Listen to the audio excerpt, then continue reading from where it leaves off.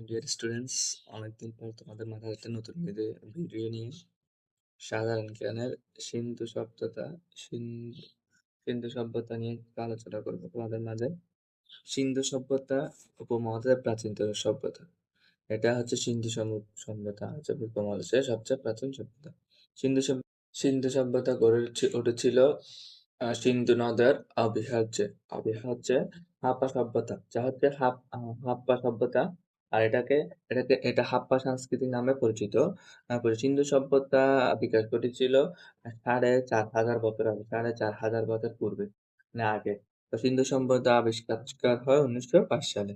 সিন্ধু সভ্যতা আবিষ্কার করেছেন বাঙালি ঐতিহাসিক রাখাল দাস বসু, রাখাল দাস ভট্টাচার্য বন্দ্যোপাধ্যায়, রাখাল দাস বন্দ্যোপাধ্যায়। সিন্ধু সভ্যতা আবিষ্কার করেছেন বাঙালি ঐতিহাসিক রাখাল দাস ভট্টাচার্য এবং